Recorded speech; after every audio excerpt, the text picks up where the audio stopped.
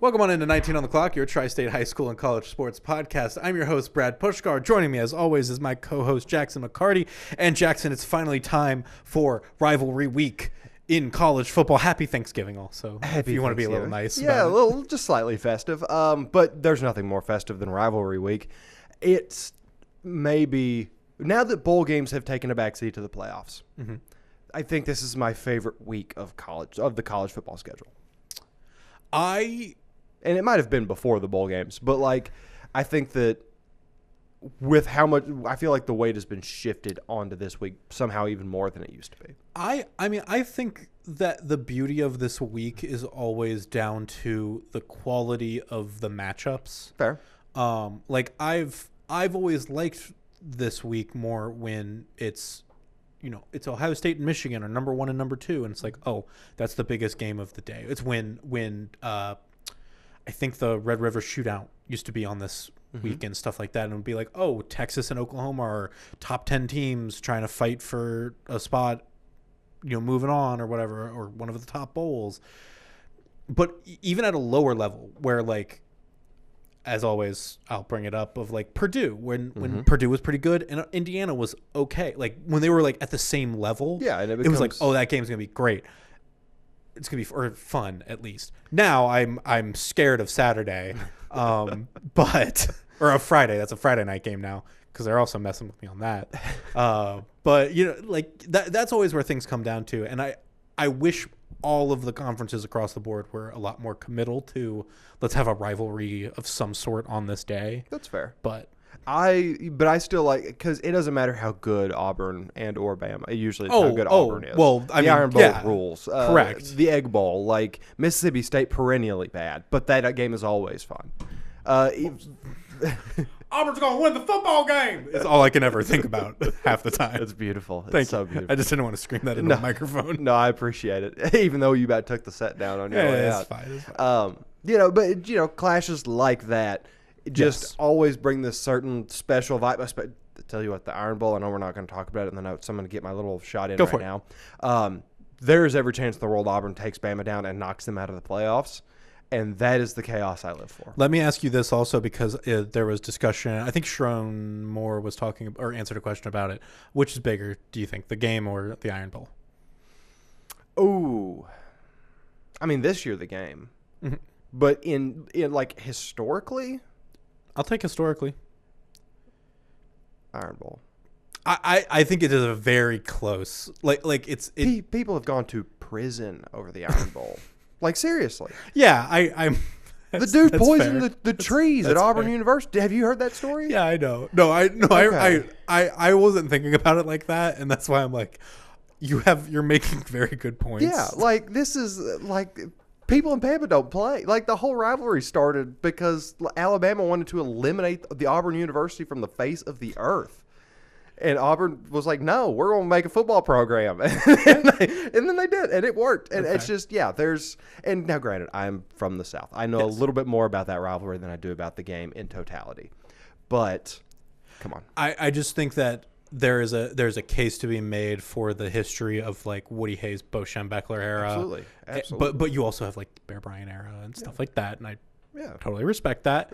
Legendary coaches running through both rivalries. Both rivalries. Legendary players, legendary moments. The fact that an entire state removes the letter M from their vocabulary ahead of a game is beautiful.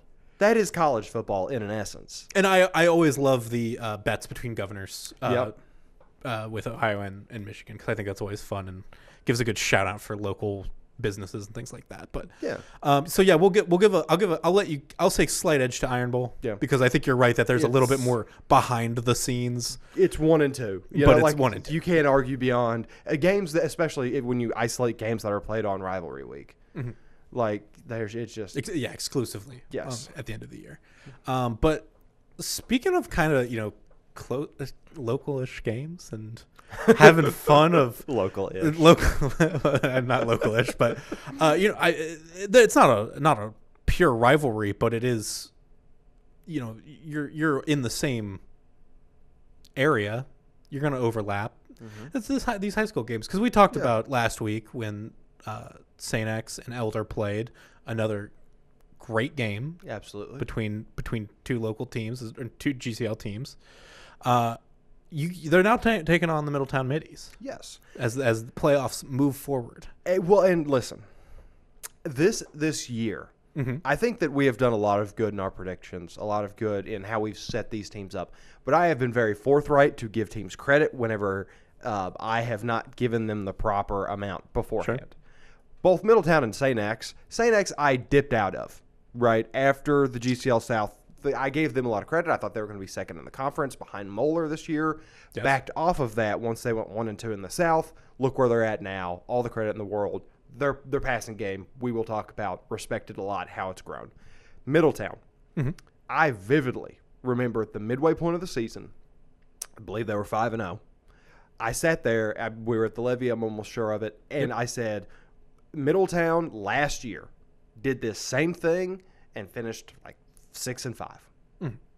I'm not going to invest in Middletown until I know what they can do. This is what they can do. Yes. All the credit in the world to them. And before I give you examples of what has worked for both of these teams, what I see coming into this matchup, I do want to say my beef with the game being at Welcome Stadium persists. I think you had the perfect opportunity to give it back to Mason because they lost the game to Paycor Stadium.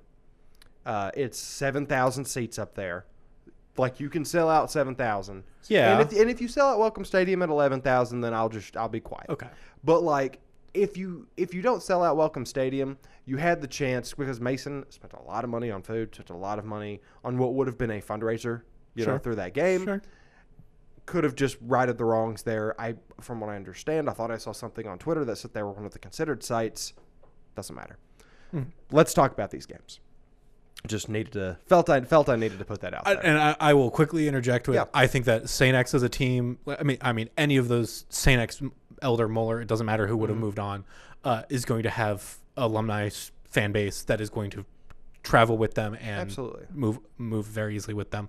And also, I think just the fact that Middletown is seeing such support from the community, as we just had that story yesterday about, I think it's justified to go, even if you don't sell out the 11,000, if you get 9,000, that's 2,000 more people than you would have gotten at Mason. Which is like no disrespect to Mason, but like it's a high school versus a college site. Right, so. That's just seating. And I get that. I don't know. With it being two local teams in the state semifinals, it's like I would have rather it just been in the Tri-State. It just for a principle thing, because they're going to have to go to Canton for the final one anyways. I just maintain, too, that Dayton isn't really that far away. Right. No, I guess. I don't know. That's the weird hill that I'm going to choose to die on, I think. That's okay. It's okay. All right, let's start with the Bombers. Tell us about the Bombers. Yeah, let's start with the Bombers. 10-2, 1-2 in the GCL South. Obviously, that means the only two games they lost this year were Elder and Moeller. In the playoffs, East 42-7. Righted that wrong against Moeller, 17-13. Righted that wrong against Elder, 42-34. Huge. There is a weird trend that has been following its way through the winners of this division's games. If you'll remember, Princeton and Winton Woods. Okay. Winton Woods was up 16-0 when I left that game. Yeah. Princeton came back. Yes. Got it done. Princeton was up 16 or 17-0 on Elder. Elder comes back, wins the game. Elder was out in front 27-7 at one point on St. X. So it wasn't like the first half or something like that? Yeah. Going into the third, I'm pretty sure it was 27-7. St. X comes back and wins. Yeah. I would not want to be out in front at halftime of this game. Because both teams just take a knee for the entire first half. And it's just something I have never seen something like this. Yeah. It is insane. I think it's a testament to coaching and these kids wanting to knowing that this is their last chance. So let's put it all out there in the second half type thing. Absolutely. It's crazy that you can follow the trail and every week it's like the team that did the comeback the week prior got lost in the comeback. Yeah. And then, and then the cycle it's just a weird, I don't know. I noticed it last night and I thought I was a genius. I was like, wait a minute. This is. Yeah, you do, don't you? This is cursed. Okay. Let's talk about what's worked for the Bombers at this point. Daniel Vollmer's consistency. Their running game was something I was concerned about coming into the playoffs.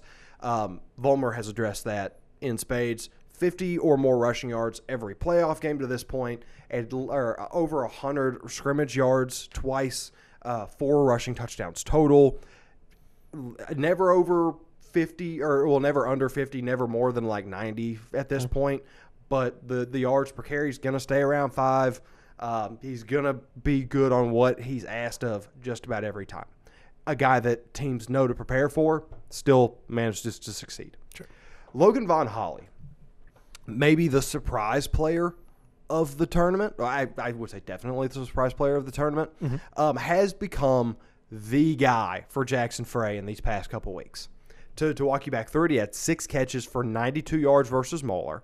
Then last week he had 5 catches, 115 yards, 3 touchdowns against Elder. Very nice. Got the hat trick. Brad, he had 16 receiving yards all season. Was that like an injury replacement type thing? Was that just him figuring out the routes? I mean, so whenever I looked on it, he had it was like a 6-yard week. It was a 7-yard week. It was like a 12-yard week. And then it was a bunch of zeros. Okay. So he wasn't, even whenever he was around, he wasn't really being used that prevalent. So if it was an injury, I've missed it.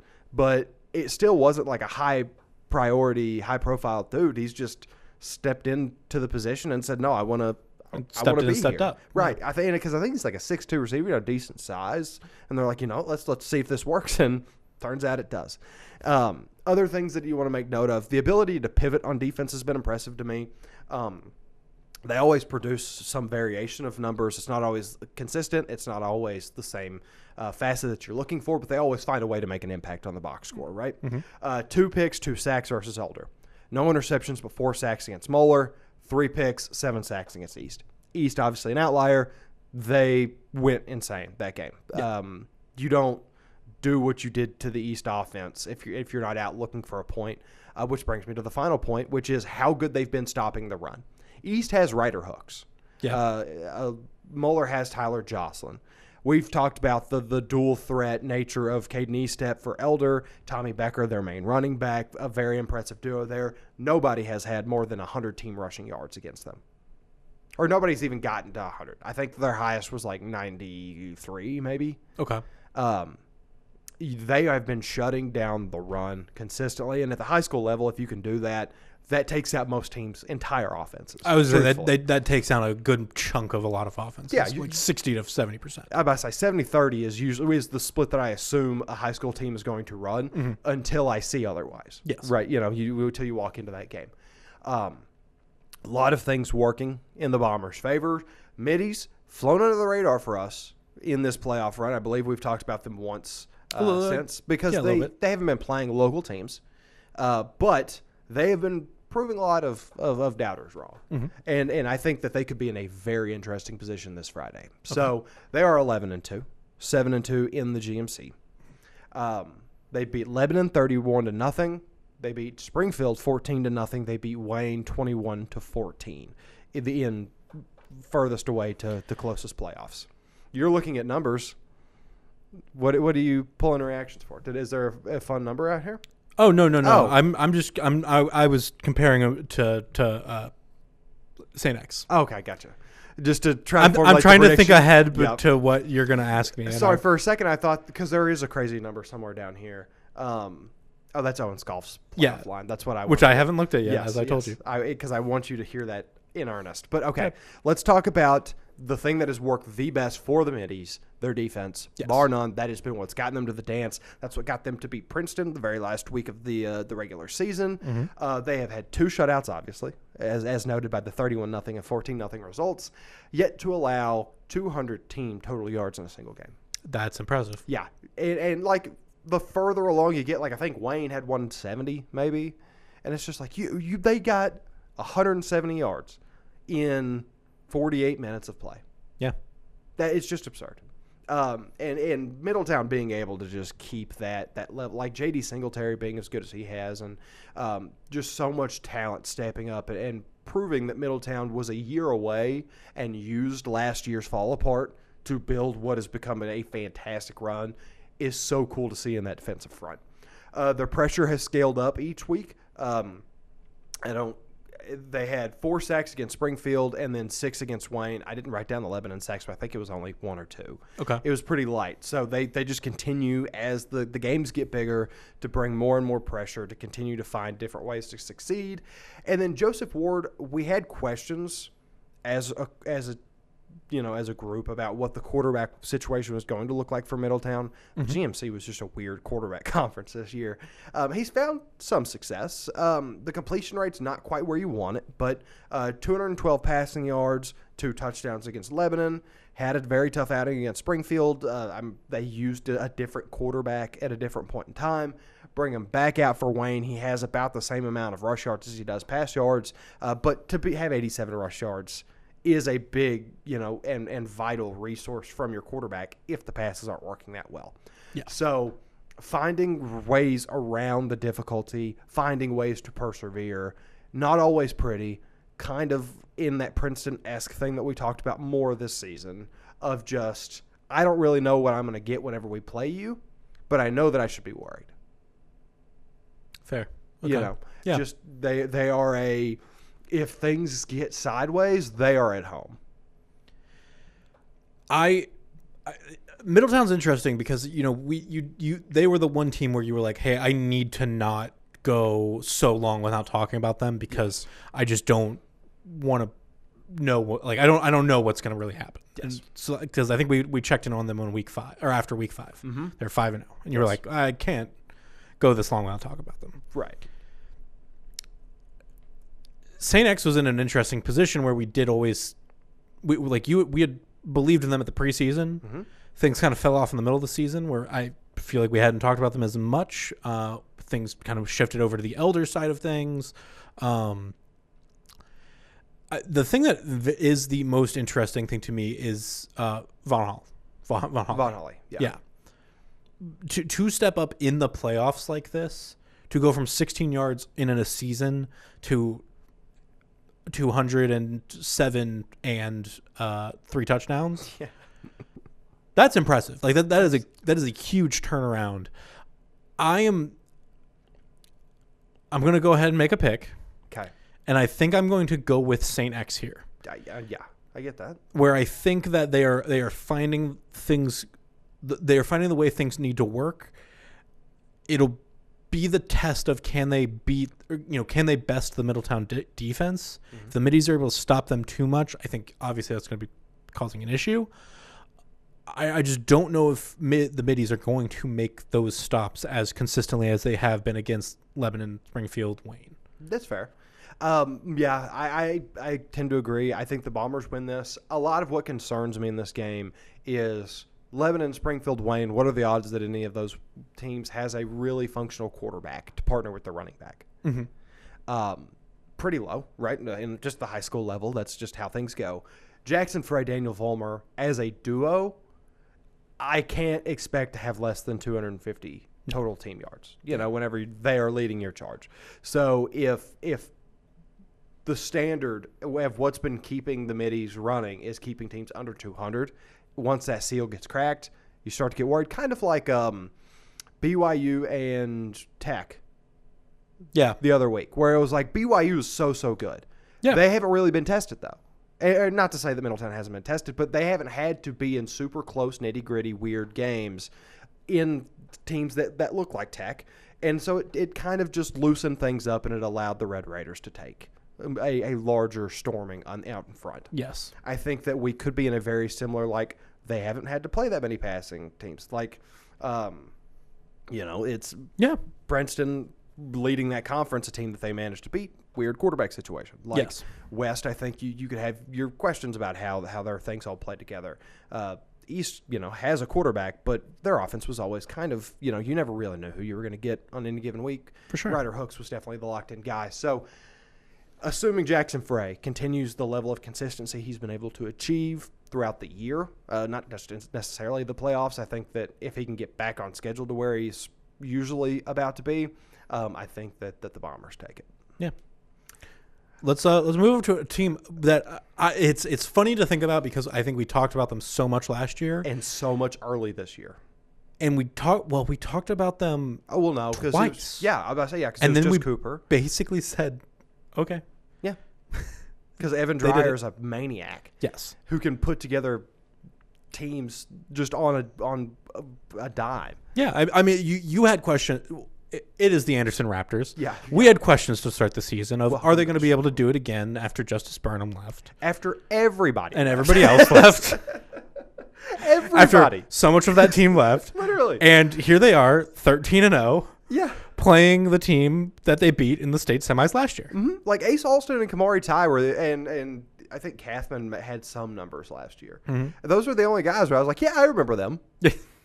Yeah, they were on the field. Yeah, everybody else is gone. Like Caden Peening's at UCF. Yeah, like it's just Burnham obviously gone. Like it's so drastically different, but the results stay the same. They are just dominant. Yeah. Week in, week out. There are numbers on this that should be fake. That I still haven't looked at. Yes, and let me just quickly, because I've been Let's setting get you us up to on this this. for so long. 13-0 this year for the Raptors. They beat Withrow 29-6. They beat LaSalle 38-20 or 35-28, and then Trotwood Madison 38-7. Beat Big Walnut 28-24 last year. Owen Scoff has been the most dominant player of the playoffs. Okay. 981 passing yards. This is 3 games. It's 3 games. 981 passing yards. 8 touchdowns. 2 interceptions. Add on 219 rushing yards and a touchdown. He has led the team in rushing yards twice. He had a 400-yard passing game.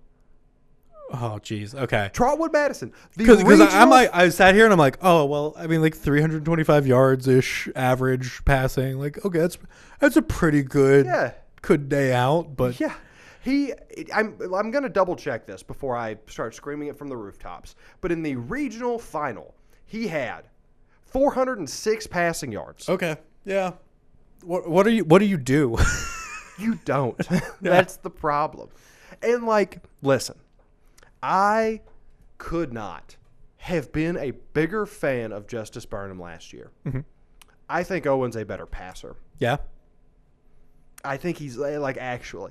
Burnham had this insane amount of grit where like, because I got to be on the sideline for the Big Walnut game last year. The kid was hurt and he persevered, was running the ball, taking hits, getting up, grimacing through the pain and going over there and banging the drum. Yeah. I have not had the pleasure of being at an Anderson football game live in living color this year. Watching the highlights, Owen Scoff's arm is going to get him to a D1 football program. Kid is good. Kid is very good. High praise. Yes. And I don't know where he's going to be playing ball, but if he's not playing ball at the next level, I will be shocked beyond belief. And I will say, for as dominant as he's been, it has helped when you have 2 receivers like Cooper Kathman and Tyson Weaver. Weaver's got 344 receiving yards and 3 touchdowns. Kathman has 296 receiving yards and a touchdown. So, of the 981, there's like 630 of it. Yeah. Or 730 of it. No, 630. Yeah. No, it's 640. Oh, yeah, because of the 6s. Yeah, there you go. Yeah, clean. Yeah, look at that. The math is always just so bad for us. Yes. And then, like, obviously the offense, when you have an offense like this, is the focal point. For sure. And trying to stop it will keep your coach up late at night. The defense is solid. I've already mentioned Kamari Ty and Ace Alston, 2 very good corners. They have a high of 261 allowed yards, consistent sack and turnover rates, not really anything mind-blowing, but they're always going to get their number. Just consistent, man. Like, Anderson's defense last year was not what you focused on. It was the offense, even though their defense last year was nastier than it is now because they were putting up almost Winton Woods-like points allowed numbers at a certain point in time while also having, like 500 more points than their next team. But they're just such a team built on offense that does not fall short on defense, if that makes sense. Yeah. And then, we've mentioned Burnham. And I've already mentioned what he looked like in this game last year, but this sets up kind of beautifully for Scoff to just step into his shoes.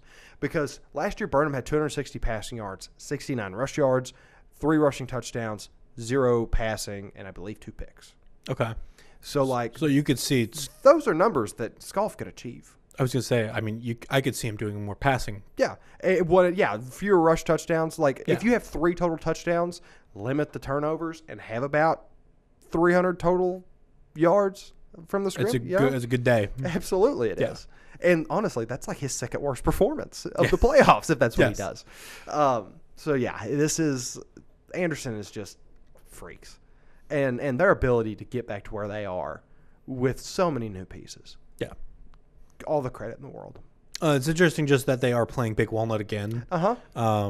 I'll read the Golden Eagles stats off real quick. They're 12-1. Beat Walnut Ridge 43-0. Canal Winchester 35-0, and Washington 27-21. So, I was gonna say but you don't have what Anderson's been doing every week, so I was wrong. They did lose 37-15 to Bishop Watterson in week 1. Okay. And we don't have many stats for them. No, there was 5 games worth of something. Yeah, that's I was like, that just doesn't feel. This is the similar thing to last year, where I'm at the point of Anderson to the state title, and maybe something will stop them there. But if it doesn't, then they're coming home with hardware. Right. It's. Hold on, let me actually, because I meant to do this last night and then I messed up. I want to look at the tournament because I cannot think off the top of my head who they would have to play. Division 2. Yep. Come here. They are Division 2. So they've got Avon, which is who they lost to last year. Yep. Or Cuyahoga Falls, Walsh Jesuit. Okay. It would be very interesting to see if it's Avon again. If they can. Yeah, if they could do that, I would kind of love that. I would too. That'd be poetic. Because that would be the chance for them to reset the roster and then just immediately do it would be so crazy. Yeah. But we will see. And then the final game I want to talk about here, a team that we talked about at the start of the year also, and kind of fell off. Right. Yep. But because I feel like I remember being like, hey. Ryle, the Raiders, lost 3 straight. I'm still not worried about them because they lost 3 straight to Cooper, 20-13, Christian Academy of Louisville, 34-27, and then Highlands, 28-24.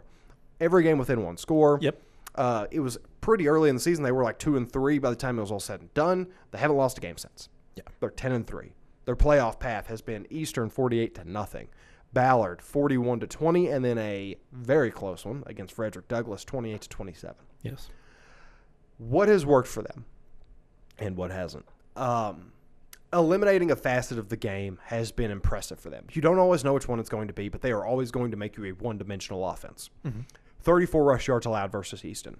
35 rush yards allowed versus Ballard. Very good. 135 pass yards allowed versus Frederick Douglass. Okay. They contained that portion of it. The run game started to pick up a little bit, but the pass game just wasn't quite what Frederick Douglass needed to persevere. Yes. Especially when the game's that close, you're going to need your air. Yes. And they did not find it. Damian Innes is stepping up big time. We obviously know Jacob Savage. Yep. A fantastic running back, a kid that has been dominant pretty much since he stepped on a varsity football field. Damian Innes providing a fantastic dynamic duo with Savage so far through the playoffs. 86 rushing yards, 3 touchdowns versus Frederick. 102 and 1 touchdown versus Ballard. Just check mark, getting it done. Didn't really have – I think he had 2 touches for 2 yards in Eastern, but you really didn't need to do a whole lot with Eastern. So that is working out. But I do want to highlight and make note, even though they are a tri-state team, and I would much rather they win because having championships in the tri-state, much more fun than not. I am a little worried about the passing game so far through the playoffs. Yeah. Virax hasn't really been that efficient. You know, it's all been at or kind of below 50% completion rate. They haven't really leaned into the pass game that much. They've been able to take the backseat to the running game of Savage and Innes, but I haven't seen a signature performance in a while that makes me be like, oh, no, the Raiders are still feeling good, still operating well. I need to know that pass game's not broken. Okay, yeah. And so, I don't want to put a whole bunch of weight into how they've been operating on that side of the ball right now. They are going up against the South Warren Spartans, 12-0 team. They beat Hopkinsville 51-23, and then Henderson County 49-21. Weird that that's the same differential on those games. Oh yeah, yeah. Just add 2 on, whatever. And then obviously Kentucky stats, easier for us to track. Do have some of the big names you need to watch out for from them. Camden Page has over 2,000 passing yards, 22 touchdowns, 5 picks. Efficient, clean. Caden York, Jameer Boards, the running backs, over 500 rushing yards apiece. York has 17 touchdowns. I believe he had like 800 rush yards, if I remember right. Jake Carter has almost 900 receiving yards on the year. Caden York and Isaiah Bridges have 9 combined interceptions, 18 as a team. Pretty good, right? Yeah. 5 and 4 there. I believe Caden has 5, Bridges has 4. So, yeah, there's some things to be concerned about, some things that I wish had been figured out at this point in the year for Ryle, but still, like, we know how efficient and clean this team plays together. And so it kind of becomes a thing of, like, I trust the chemistry a lot, even whenever I don't always trust the output. Yes. It feels like this is going to be a challenge for Ryle, but I do think that they, like, if the defense does lock down like they had against Eastern and Ballard, I think that they could absolutely come out victorious against South Warren here. For sure. And to give a little bit of context, because I realized that I didn't really say any numbers with Virax's stuff. It's okay. For the season, a little over 1,600 passing yards, 16 touchdowns, 6 picks. Okay. And then he's contributed 500 rushing yards. He's always kind of been a dual threat guy. Yeah. But the passing. Well, and that team has never been a singular threat. No. It is the camaraderie and togetherness type thing. So absolutely. I just if the pass game comes in clutch, and I do believe Virax, like, as a leader and as a talented kid, like, has the ability to pull stuff off, but just been a minute since we've had to see it. Yeah. So in these games, I'm always going to take the Tri-State team. Of course. Just, Yeah. So if we want to consider the predictions, Ryle, you've got Ryle. my vote. Yeah. We got your back, Ryle. Come on now. And then we've got 3 other games that we did not talk about in depth, but that you need to know are coming up. Lloyd, the Juggernauts, surviving again. They've got Murray. Beechwood's got Owensboro Catholic. Indian Hill has Shelby. I don't know which all ones we will have shot for FQ, but I do know that we're going to try to outsource from other stations in the Gray Television Network and get as much as we possibly can to make sure you guys can all see the results in this playoff period. Yeah. Are a lot of these games traveling around and everything? Yeah. Okay. A lot of them are. I think that Lloyd, obviously Welcome Stadium, I think those are the only 2 that are, like, really in super close vicinity to us, if I remember right. And then, because we haven't talked about it yet, and it is coming up, believe me, but we want to get through the football season before we get to this, high school basketball. I wanted to give you guys a quick update on when everything starts, how we're looking. So Indiana girls have been going for a couple weeks, and I'll probably I'm going to try to incorporate them into the first basketball episode since their season has progressed already. Sure. Ohio girls are back. They started earlier this week, I believe. Yep. Ohio boys primarily start Saturday. Kentucky boys and girls start next week. Indiana boys starts next week. Yes. So we are getting into the thick of that. Seasons are starting to build up. We will transition into that when the high school football season concludes, which is at most 2 weeks away. Yeah, and then of course the college side of things will follow up too. I mean, because like next week, I'll tell you right now on the college side of things, we'll probably be talking about the Big Ten championship game. Yep. And that will knock on wood. You know what? I think they're still in even if they lose, though. Doesn't Michigan only have one conference loss? Oh, you're right. Well, I could double check me on that. But I will say that we will also be having a either an episode or discussion about NCAA volleyball because Selection Sunday is this Sunday, and the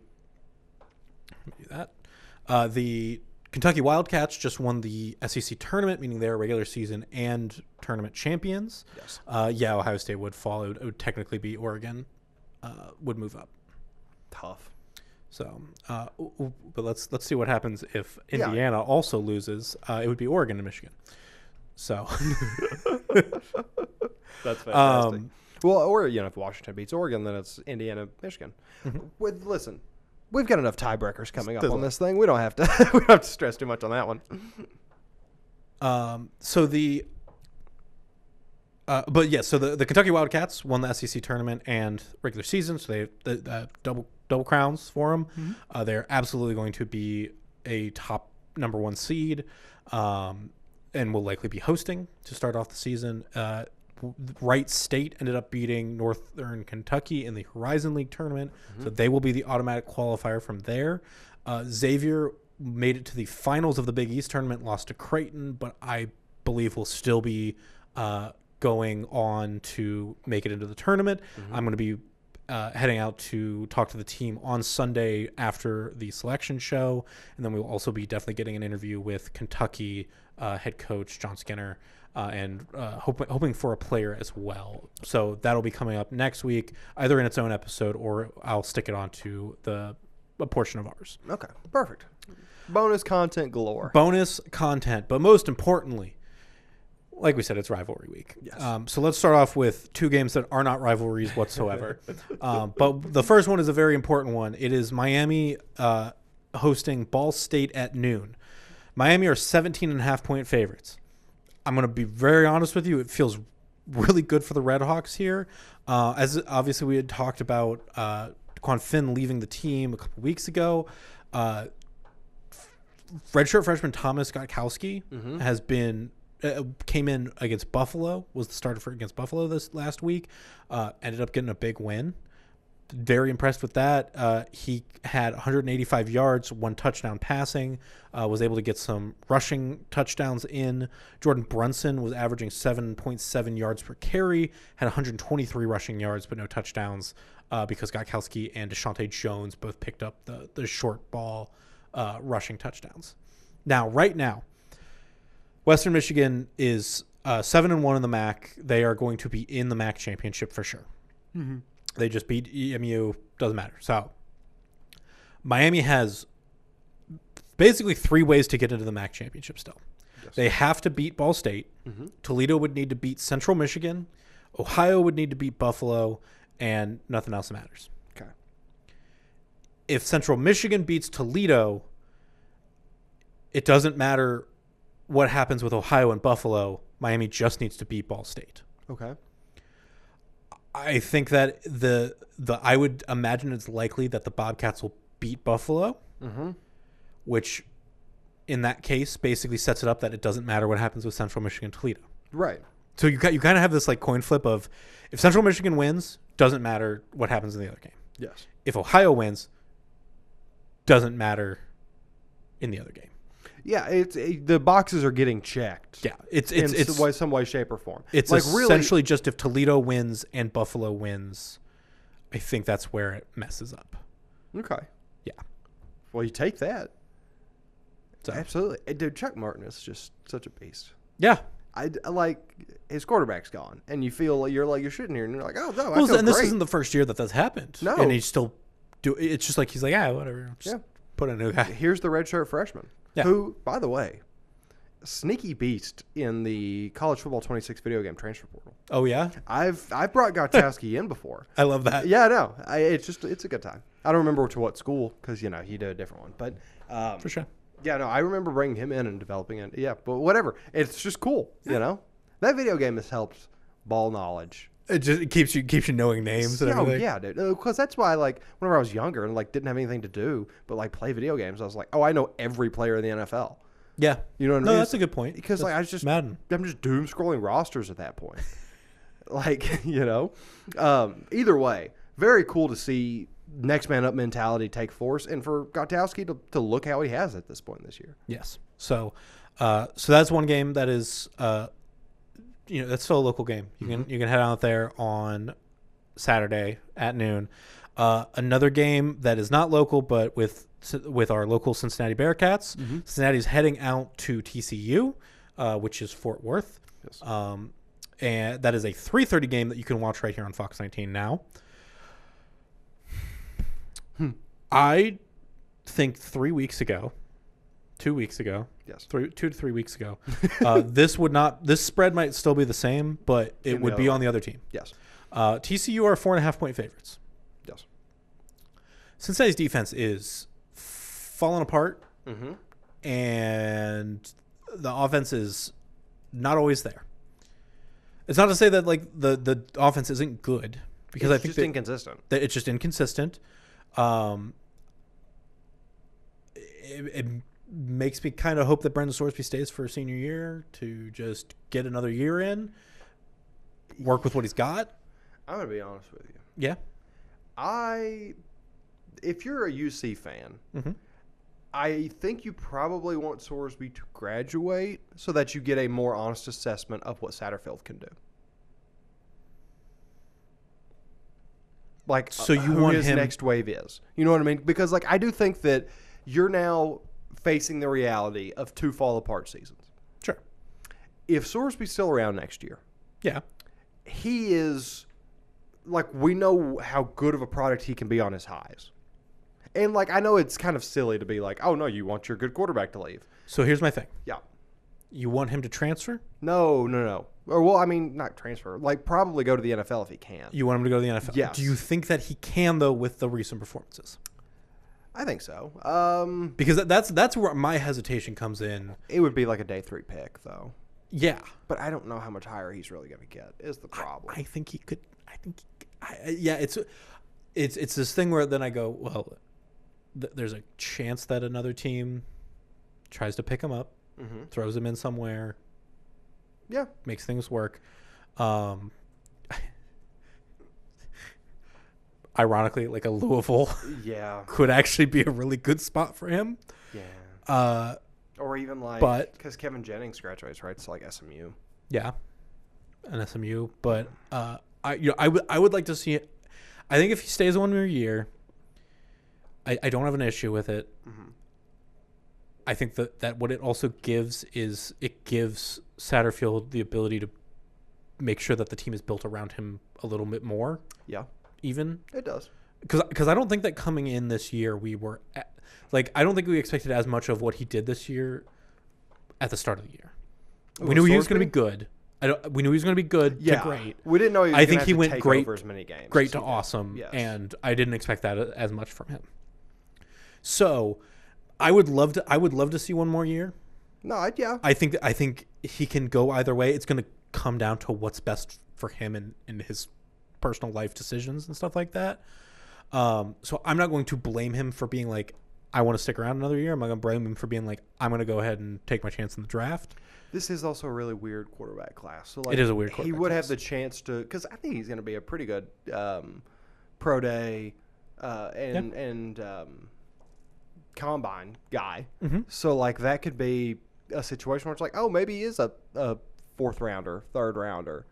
You know, and it's like, oh, well, now you've got some stock. You know what I mean? Like, I don't know.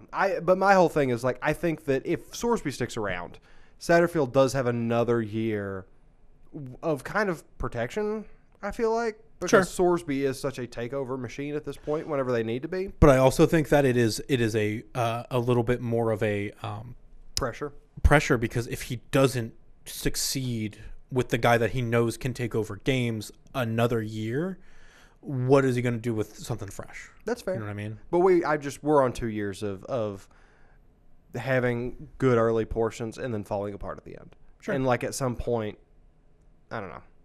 It would be to me if it'd be next year is the hot seat, like the hot season type thing where, you know, hey, by the middle of the year, if you're not 6-0, right? What are we doing? Or 5-1? Yeah, and just having to reevaluate. Things happen. Because I mean, he's found a formula to get to the midway point of the year looking really good. It's just he doesn't close it out. Let me look at Let me see if I can look at their 2026 schedule real quick. Yeah. Because it won't be in order, right? But we'll have the teams. Yeah, I mean, yeah, it has the teams, not the order. But I was also curious about the non-con, which is BC, the Western Carolina Catamounts, and then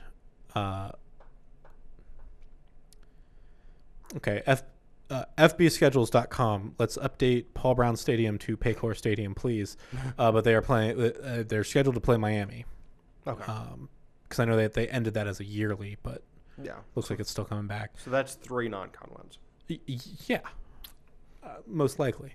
Then you have Arizona, BYU, Utah. So probably those two. The Utah schools will be tough. You have Tech again. I don't see them falling off. No. But Too then it's much like money. Colorado, Kansas, Houston, Iowa State is a flippable coin. If Matt Campbell stays. Yep, and then West Virginia. And Houston's been good. Yeah. Houston's a good football team. Yeah, I think done cool stuff down there. I would be interested to see what happens with BYU and Utah in the offseason going into next year to say, like, hey, they're up here, they're down here, whatever. As long as Kalani Sitake is coaching BYU, they are going to be up there. Yeah. And then I think Tech is going to have the money that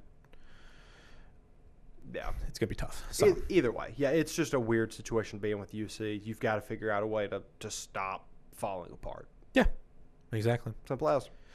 Speaking of teams falling apart, let's move to the closest spread of the games that we're talking about here, which again, you asked me a week to 2 weeks to 3 to the start of the year. I would have been like, no way, is it going to be that low? Yeah, no, it's going to be a steamroller. Kentucky at Louisville. Louisville is 3.5-point favorites. Miller Moss did have to sit against SMU for a foot injury. It has been described as a freak weight room accident. Okay. It sounds like Deuce Adams and Brady Allen will probably get time, even if Miller Moss is healthy enough to play. He's kind of talking about it like, hey, we're gonna just let all the guys get some time in. Deuce Adams will likely be the quarterback next year if they stick with him. But also did lose wide receiver Chris Bell to injury in that SMU game. Cutter Boley for Kentucky did get injured against Vandy, but came back in. It doesn't seem like he's going to be out. Did also recently say, hey, I'm sticking with Kentucky next year, which was big for Mark Stoops. Very. I think that at the end of the day, even if the Louisville offense isn't as productive as they are most times, I don't know if the UK offensive line will be able to control the Louisville defense. Valid. And I think that Cutter is going to be under pressure so much that I don't think he's going to be able to make plays happen. I would go for the under if I was betting, man. Yeah, it's my last note on that one. That's very valid. I don't even know what the under is, but I would just take it. Like, I'm like, this could be a 14-7 game, and I would be like, yeah, that makes sense. This is not a game I want to watch. Like, I know we're supposed to hype these, whatever, but, like, this is okay. This is going to be gross. There's a different game at noon that you'll be watching, so. Correct. I just trust Jeff Brom a lot more than I trust Stoops at this point. Yes. Absolutely. I'm not saying that I think Kentucky's going to win this. I think Louisville will win. I think it's just going to be a nasty game. Correct. Well, and Brom is going to trot out. I don't really know that I buy the whole Brady Allen thing. I think that he might send him out there for a couple snaps, but I think it's probably Deuce Adams, and then they probably have Miller stay down unless it becomes dire straits. The defense you lean into, you just find a way to make things work on their offense, and Kentucky's defense really doesn't scare me. I know we've talked about that D-line being something to build off of, but that's more of a running game concern in my head. I think that Deuce Adams has a solid game here. I think Cutter Boley does more than he should, and I think Louisville wins by 10. Yeah, because we were talking about Cutter this earlier this week, where we were just like, he's doing better than we really ever thought he would. Oh yeah, when we were going back and looking at the stats, like, I've seen a couple Kentucky games, but like we went back and looked at the stats, like, oh my gosh, like, granted, a lot lot of those came against the Tennessee team. Tennessee Tech, yeah. No, well, Tennessee. And Tennessee, Vols, also, in the 54-20, whatever it was. Yeah. Because he had an insane stat line. But either way, that's a good defense, and he put up crazy numbers on it. So you take the wins. So. And let's go to the final game, the game on FOX19 Now at noon. The game. Ohio State at Michigan at the Big House. Ohio State are 9.5-point favorites. Line opened at 11.5. Okay. Move it down. Like 7.5. Yeah. Yes. Just my advice to Ohio State is just throw the ball, because I think that was the problem they ran into last year. And I think that Julian Sayin is better at throwing the ball this year. He's certainly better at completing passes. Yes. Kid has been on fire. Because Will Howard was not. I would say it was Will Howard last year, right? Yeah, that doesn't move me. I'm never really one to just list off stats, but let's take a look at Bryce Underwood versus Julian Sayin real quick. Bryce Underwood is 171 of 275, 2,166 yards, 9 touchdowns, 5 interceptions, 16 sacks taken. Yes. Now, obviously, the sacks taken is half his stat, half his offensive line stat. But Julian Sayin is 239 of 301, 2,832 yards, 27 touchdowns, 4 interceptions, and 6 sacks taken. Yes. 3 times the touchdowns, 1 less interception, 650 more yards, basically. With 60 more completions. He's basically getting 10 more. It's basically like 10 yards a throw, more than what Bryce is getting, or so something like that. However, math works. Right. Jordan Marshall and Justice Haynes on Michigan are both over 850 yards rushing. Jordan Marshall, former Mr. Ohio, played at Moeller.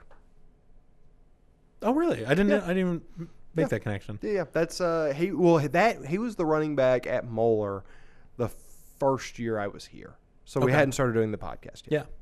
Yeah.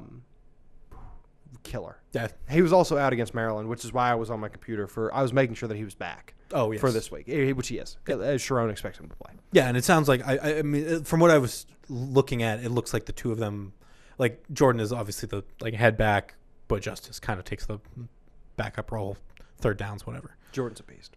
Bo Jackson has 835 yards on 149 carries. Bo Jackson. Bo knows, man.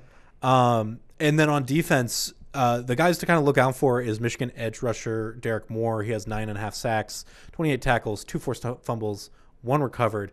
On the Ohio State side is D. Caden Curry, who has 9 sacks, 49 tackles, 1 forced fumble, and 2 recovered. Mm-hmm. Listen, the reason I can sit here and read off stats for you is because this game doesn't follow that rule. Correct. This is a chaos game. This is a chaos theory. Absolutely. Insert Jeff Goldblum in Jurassic Park here. Life finds a way. But this is the peak of mental warfare. Mm-hmm. And I have great news for Buckeyes fans. Jim Harbaugh is not on that sideline anymore. Yeah. He wasn't there last year. I understand, but Sharon had the remnants of still has parts of Jim's team. And I think the thing with last year too is that Ohio State was trying to prove that they could do everything. Yes. And by committing to one thing and being like, no, we can do this, and it's like, no, you need to. Because I can never remember if it was they just tried to run the ball way too much or if they were trying to pass too much against Michigan. I think they were trying to run too much and getting shut down. I'm pretty and everyone was like, just throw the ball, and that's what I'm begging them to do this week. Sharon does not give me nearly the amount of confidence, and with Harbaugh, it was still his roster. Oh, sure. It was just so very visibly the Jim Harbaugh team that Sharon was just inherited. Yeah, and then Sharon just didn't know how to totally correct format. And now it's become Sharon's team, which is not as good. Yeah. Well, I mean, ironically, it's a better record this year. They're ranked this year than last year. But Sharon was the head coach last year. Yeah. Right. But that's what I'm like. Yeah. I'm just saying that when it's now fully shrunk, yes. I think he's gotten more. The talent has dropped. He has gotten more comfortable in his seat. Yes. He's still not half of what Harbaugh is. Sure. And so I think that a lot of the mental one-uppedness of this game for Michigan lied with Harbaugh being the coach because he's been so successful at that level, at every level. Yeah. Ryan Day has now become the Harbaugh in this rivalry. Yeah. He can take advantage of that. And I think that Ohio State is so very comfortably the better team in this game. I agree. You just have to exercise your demons. Yes. And I think this is the most doable it's been in 5 years. Yeah. I can agree with that. Since COVID. Yeah. So it'll come down to Ohio State playing their game. Mm-hmm. And I think that's the key thing is play your game. Don't try to play Michigan's. Absolutely. So Because Michigan will win that. yeah, That's why they did it last year. Exactly. Yeah, if you stick to their script, and you don't have Jack Sawyer to like miracle ball his way almost to victory there. Yeah. Because it was Jack Sawyer last year. That was such an impressive performance. But yeah, this is just this feels like it should be Ohio State by 14. Mm-hmm. But it's just not going to be. It's not. It's going to be nasty. touchdown. It's going to be a dirty game, and it'll probably be fun. Absolutely, it will be. It'll be fun for anyone that isn't an Ohio State or a Michigan fan, because both them will. Well, actually, I think Ohio State fans will get more stressed about it than Michigan fans will. But Absolutely. some other Fox games this weekend: Arizona at Arizona State Friday at 9 p.m. Do you want to make a pick between the Sun Devils and the Wildcats? Yeah, give me the Devils. And then Northwestern is at Illinois. Battle of Northeastern Illinois. That is a 7:30 game on Saturday. Illini. Yeah, easy. Brett Bielema still kind of got it. And you know what, Jackson? We do have a little bit of time, so let's do it. We're I'm pumped. gonna do a fun little game here. I'm going to just read off more rivalry games that are happening this weekend, and you can make your pick, and I will make my pick. Yes. If you want to do like a sentence of explanation, feel free. But For sure. we'll try to keep this tight. So let's start off with the Egg Bowl. Ole Miss at Mississippi State at noon on Friday. Ole Miss wins. Lane is staying. He is just evil. Ole Miss wins. Georgia at Georgia Tech. Bulldogs. Gunnar Henderson's been one of the most impressive quarterbacks in the country. Georgia Tech, I think they're in a weird spot of like focusing on this game that they're going to get the upset. Oh, okay. So I'm going to go with that. Old Oak and Bucket, Indiana at Purdue. Hoosiers. Kurt Cincinnati is a beast. Texas A&M at Texas. A&M, Marcel Reed, and Mike Elko. Mike Elko is the hottest coach in the country right now. Agreed. I think that A&M should win this. A&M is just a team that kind of like the Ohio State Michigan issue. I think they might beat themselves. Submitting for a second sentence. Go for it. Sarkisian is the new James Franklin. Ooh. Even with James Franklin back at a team? Yeah. Okay. Well, because he's not in like the power seat. The power 2 if we're going to go that route. I respect it. Clemson at South Carolina. Ooh. Beamer ball prevails. South Carolina. Dabo flips things around, focuses on winning the game in the state. I think South Carolina is deeply embarrassed what happened against A&M. And I think they are going to do whatever they can to not have that happen twice. I think it's 100% fair. Boston College at Syracuse. Syracuse. Fran Brown gets too much hate. Okay. And Bill O'Brien has forgotten how to coach ball. Actually, Boston College is just hard to coach. Yeah. Too smart, not an appealing enough part of the country. Oregon at Washington. Oregon. Lanning. Yeah. People are underestimating Lanning for no reason. Ducks are good. Yeah. Vandy at Tennessee. Vandy has spent a lot of time being a vanity project. I think Coach Clark Lee is fantastic. I think Pavia has made it a bit of a clown show. Okay. And I think Tennessee has been haunted by being told that they are not capable of beating good teams this year because they've lost to the 3 best teams they've played. Yes, I agree with that. I think they get their ranked win here. I think this is a locked-in Tennessee team to come in. But but I do think it'll be a close one. I agree. Wake Forest at Duke. Manny Diaz experiment working out well. Jake Dicker, impressive at Wake Forest, but Diaz stringing it together. Yeah, I agree. I would go Duke on this one. I think that there's just a little bit more of the pieces fitting together with Duke, even if they're not fitting together perfectly. Yeah. Wisconsin at Minnesota. Ooh, you know what? In a battle of coaches that are in very weird positions. Yeah. And Wisconsin's AD being unwaveringly committed to Luke Fickell.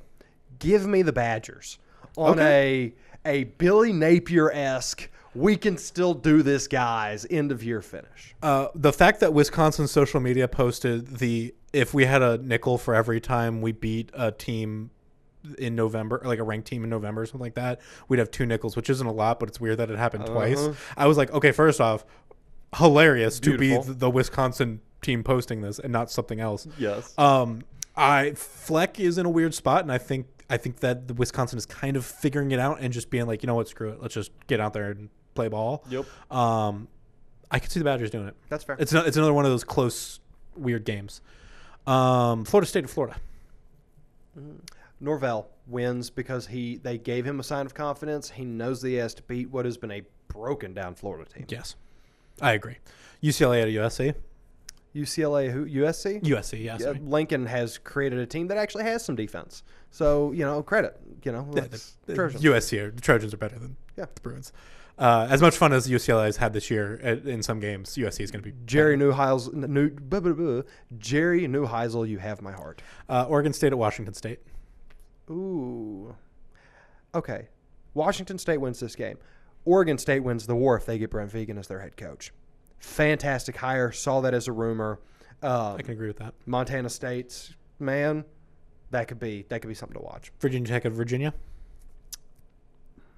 Virginia. Agreed. I think Tony Elliott's good. Iron Bowl. Isn't there yet. Alabama at Auburn. I really want to do it, but I'm say it. Auburn. Right. I'm taking it. I think Alabama's scared. I think that they're in a weird position. I think Kalen DeBoer, the crack started showing against a rough Oklahoma team that doesn't have a whole lot of offense, and I think this rivalry gets really nasty, and Auburn takes it.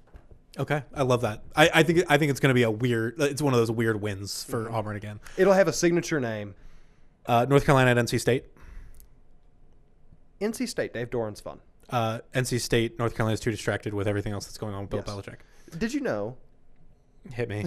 No, it's okay. I was gonna do a just minor troll job about the cheerleading aspect. Oh, I thought you're gonna Pablo Torre at me. Yeah, literally. UNLV at Nevada. That's a rivalry. I'm gonna say. It's UNLV. Nevada. UNLV. Yeah, UNLV. And I think lastly, it's two more. Fresno State at San Jose State. Fresno State. I think State that Matt, Ince has not gotten enough love for what he's done there. And a weird rivalry, Notre Dame at Stanford. Not a rivalry, Notre Dame. Yeah, I agreed. It's just smart teams. Yeah, that just because you're intelligent. Well, doesn't mean... It's just it's one of those games where I'm like, you know what? I can see them being like, oh, it's like it's a rivalry. It's like Stanford. It's kind of like Notre Dame, Miami. It's like, why are you rivals? True. Stanford wins if they let Captain Andrew Luck come out on the field. Beautifully said. Beautifully said. So that is like I said, you got plenty of great games to watch for rivalry weekend. Beautiful. I'm glad that we had a little bit of extra time that we could do that for once. That was fun. That was so fun. I love that. And it kept you under control. Yes. That might be the way to minimize our time. It's just you get one sentence. You get one sentence. But yeah, that is all that we have for this week. Be sure to subscribe on your favorite podcast app so that you get these episodes and you get the gold standard every week on obviously today's is coming out on a Wednesday, but they will normally come out on Thursdays still. And then you get the gold standard on Friday mornings. You can also find the video versions of both those shows on fox19.com and the YouTube and the FOX19 Now YouTube. And that is all that we have for you guys this week. Bengals Now returns next Wednesday. As normal at Newport on the Levee at 6 p.m. Mm-hmm. And look out for volleyball coverage next week, along with more high school and college football coverage. Absolutely. So that's all we have for you this week. Have a happy Thanksgiving. We'll see you next time. Have a good one.